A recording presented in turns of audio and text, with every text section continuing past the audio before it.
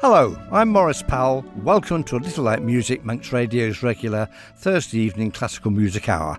And I'm in a rather pastoral mood this evening, so I have lots of English music of a pastoral nature, starting with one of the loveliest pieces of English music ever written, George Butterworth's The Banks of Green Willow. George Butterworth was one of the great might-have-beens of English music. He left us small but imperishably lovely orchestral works written just before the First World War. But sadly, he was killed. He was shot by a sniper, I believe, at the Battle of the Somme. But his music was very highly thought of, and had he survived the First War, he could have lived easily into the 1950s, 1960s, and become a really important composer, perhaps even to rival sort of Bax and Tippett and even Vaughan Williams. But it wasn't to be. But we do have this lovely piece.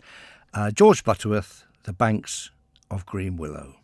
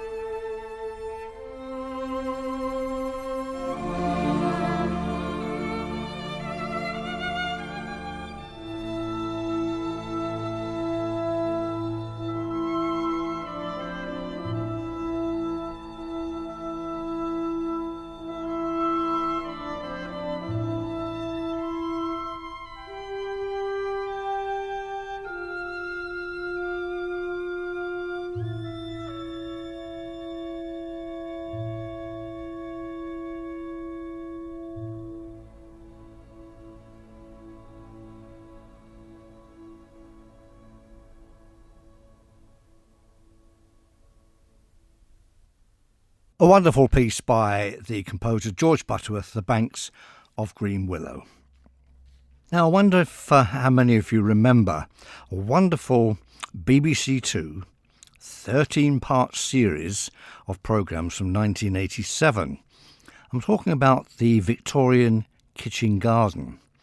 It was filmed in Leverton in Berkshire, and it was an attempt, a very successful attempt, by a small group of gardeners to recreate a genuine Victorian kitchen sort of walled garden. It was a delightful programme.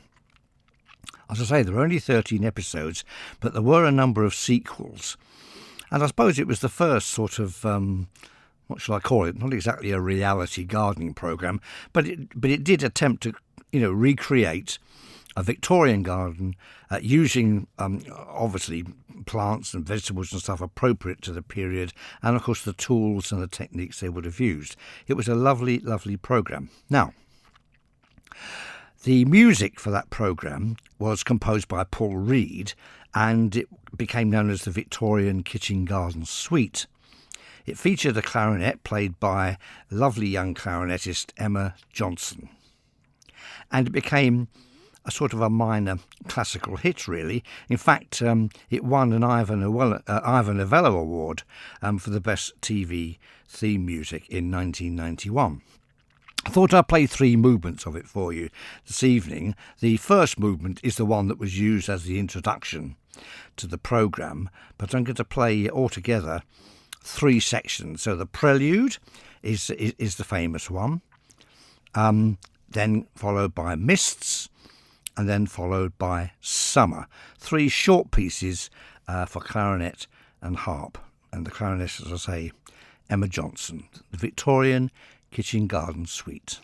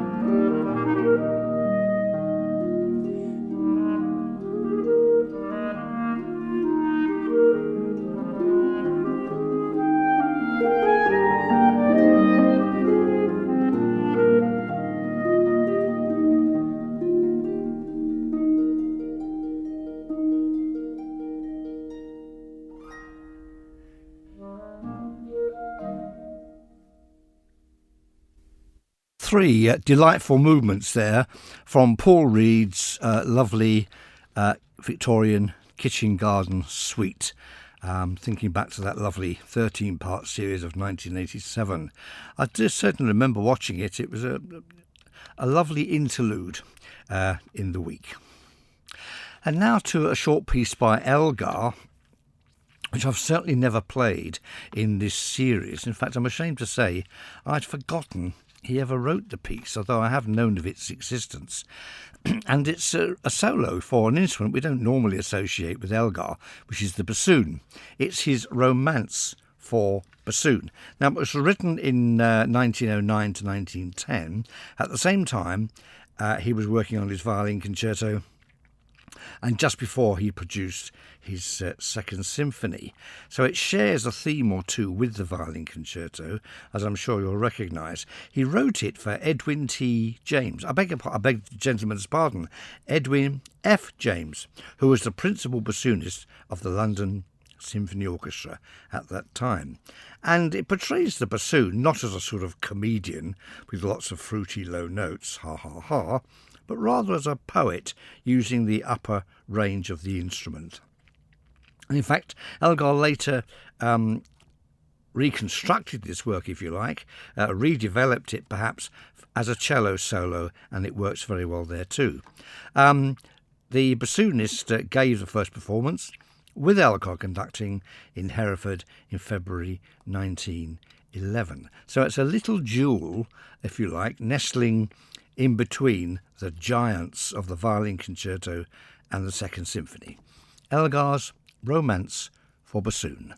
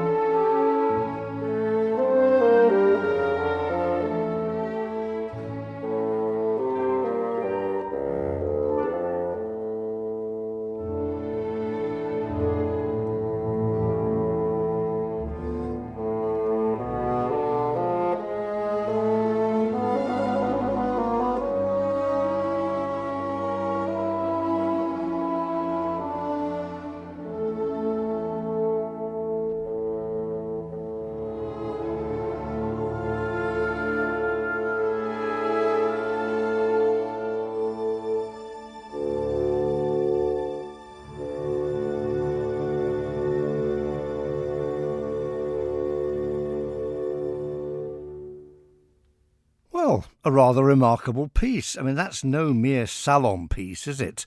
Written hastily for a musician friend. It's a very substantial piece of music, written for a very large symphony orchestra. I suppose it gives us an idea what a full-scale bassoon concerto by Elgar might have sounded like. That would have made a wonderful slow movement. But it's a very substantial piece, a marvellous piece. Don't know why it's not heard more often, except, of course, that these sort of modest, or shall we say, shortish solo works don't often fit into modern concert programmes these days, so we tend not to hear them. But what a lovely, lovely piece. I'm sure that'll turn up in our programme schedules in the future at some stage. Right, I have an announcement to make very shortly, but before that, a piece of Eric Coates. Now, the wonderful thing about music is that there's a distinct possibility we're always going to discover something new at any time. And I've come across a piece here by Eric Coates that I've not knowingly heard before. I don't have a recording of it except this one brief section. And it's absolutely delightful. In 1937, he wrote a springtime suite, and from that suite comes Fresh Morning.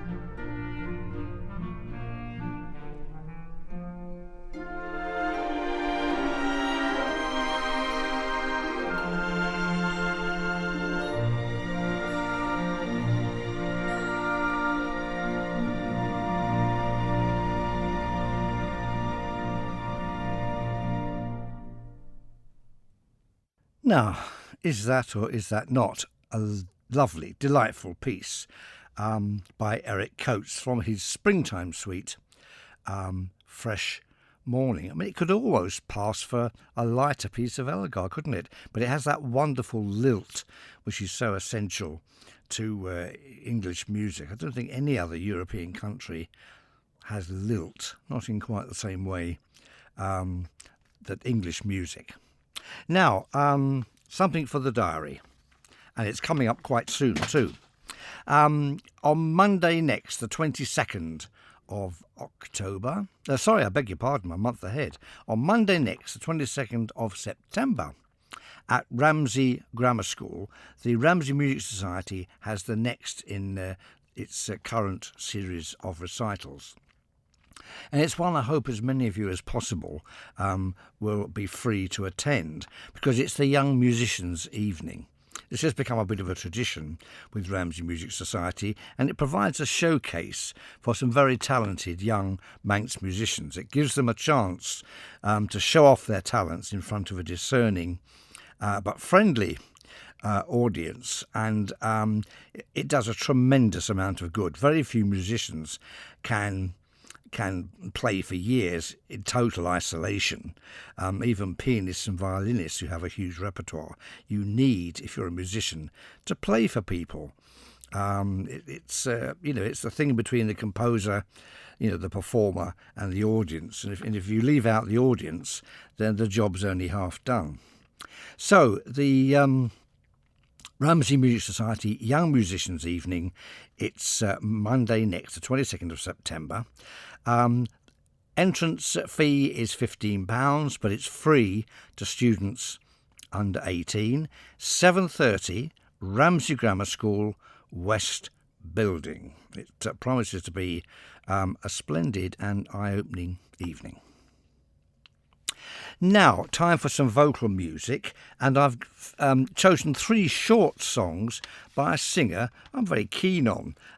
It's the mezzo-soprano Kitty Whately. Kitty Whately was trained at Chetham's in Manchester and at the Guildhall School of Music and Drama. She later trained at the Royal College of Music International Opera School, and she has performed in Hansel and Gretel, Mozart's Don Giovanni, Britten's A Midsummer Night's Dream, Mozart's Così fan tutte, and Strauss's Rosencavalier. She's made a number of CDs, including a disc of late romantic songs, Stanford's children's songs, delightful. She's taken part, one of 2 or 3 singers, in the complete recording of all Foray's songs, and also she plays a major role in Sullivan's wonderful oratorio, The Light of the World. So she has, an enviable CV. She is, although it really doesn't matter at all, but it's just worth noting, Kitty Whately, of course, is the daughter of Kevin Whately, who played Lewis in Morse, and, of course, Lewis in Lewis. But, of course, that has nothing to do with the fact that she is a superb singer. No doubt her dad is proud of her. So let's have 3 songs. The first one is one of the songs of the Auvergne. It's called Spring Water.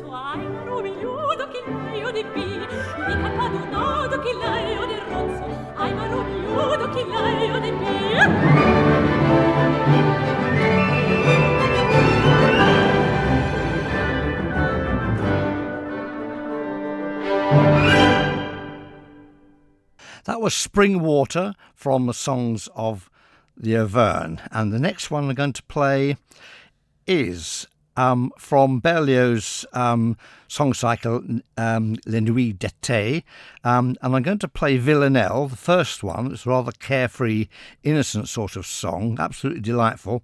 Berlioz wrote these first of all for voice and piano in 1841, and then later he orchestrated them.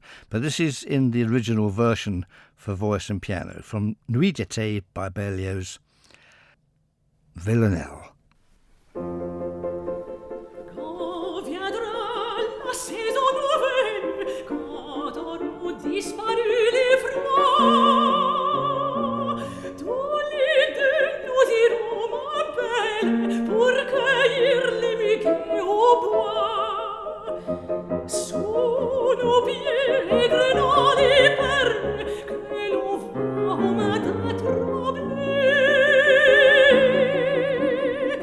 Nous irons écouter les merles, nous irons écouter les merles siffler. Le printemps est venu, ma belle, c'est le mois des amants pénés. Et l'oiseau chante dans son aile, dit ses vers au rebord du nez.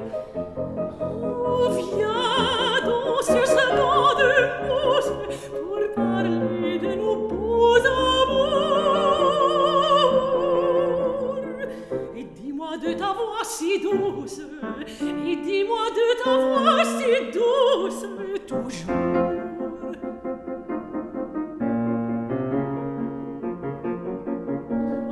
Bien loin, égarons nos courses, faisons fuir le lapin caché.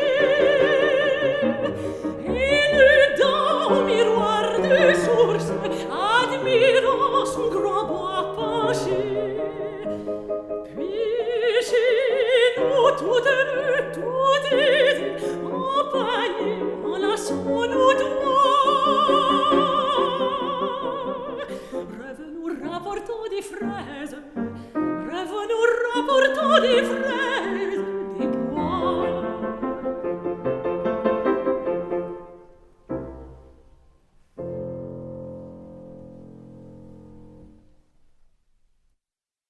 That was Villanelle from Berlioz's song cycle Nuit d'été.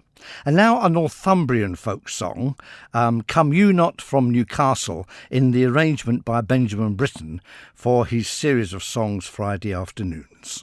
Come you not from Newcastle, come you not there away, or met you not my true love riding on a bonny bay. Why should I not love my love? Why should not my love love me? Why should I not speed after him, since love to all is free? Come you not from Newcastle, come you not there away, oh, met you not my true love, riding on a bonny bay. Why should I not love my love? Why should not my love love me? Why should I not speed after him, since love to all is free?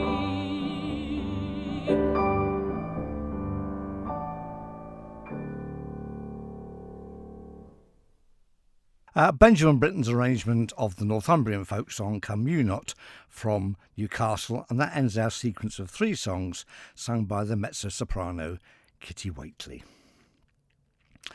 Now, Percy Grainger. I keep slipping little bits of Grainger in because I keep finding things that I don't really know.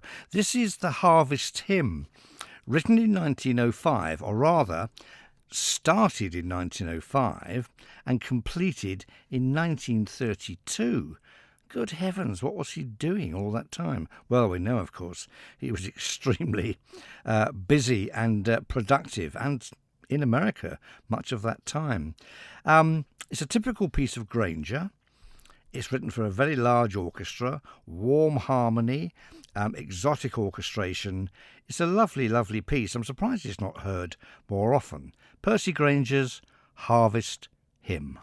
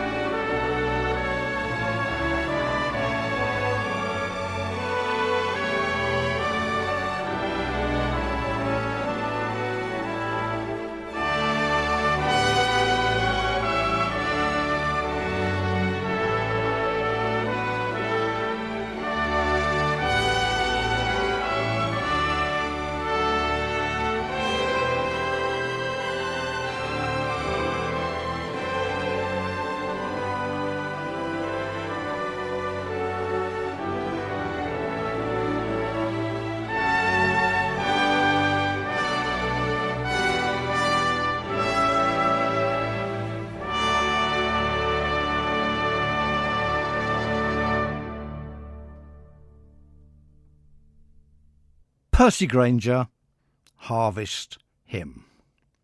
And now something for the choristers amongst you. I think you've been neglected a little bit over the last few programmes, but I'm going to play something now which I hope you might find exhilarating, surprisingly good and entertaining. It's a credo from one of Haydn's masses. Now, Haydn's sacred music, apart from the creation, obviously, is really not that well known. He wrote several masses, of which perhaps only the Nelson Mass is really that well known, but they're all absolutely wonderful. I'm going to play you a section from the St. Cecilia Mass, which was composed in 1766 to celebrate Haydn's promotion to full Kapellmeister with the Esterházy family in Austro-Hungary, in part of the Habsburg Empire. Haydn had been sort of waiting in the wings for a few years for the incumbent, an miserable old composer called Werner, to pop his clogs. And when he did, Haydn was promoted, and it released a floodgate of wonderful compositions, symphonies, of course, string quartets, sacred music, and operas. How many of us actually know or ever heard anything from a Haydn opera? We'll have to come back to that. Anyway, here's the credo from the St. Cecilia Mass of 1766 for soprano and chorus.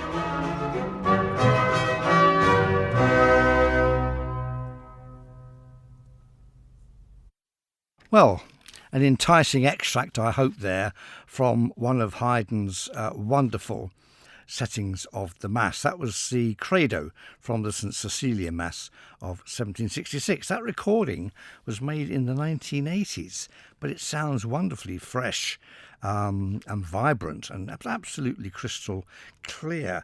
I think the soprano soloist is either Emma Kirkby or possibly Judith Nelson. I think it could just have been Emma Kirkby. I'm not absolutely certain. Anyway, a wonderful piece. Well, we shall dig into some of Haydn's sacred music from time to time, because there's certainly treasures to be found there. So, something a little on the lighter side now. a little bit of something by Peter York. It's called Quiet Countryside, and it's a lovely, peaceful and mellow piece, which I'm surprised isn't better known. Peter York is, most of his music, his light music anyway, is, shall we say, rumbustious, very energetic, very colourful, very vibrant. But this is in total contrast. Peter York, Quiet Countryside.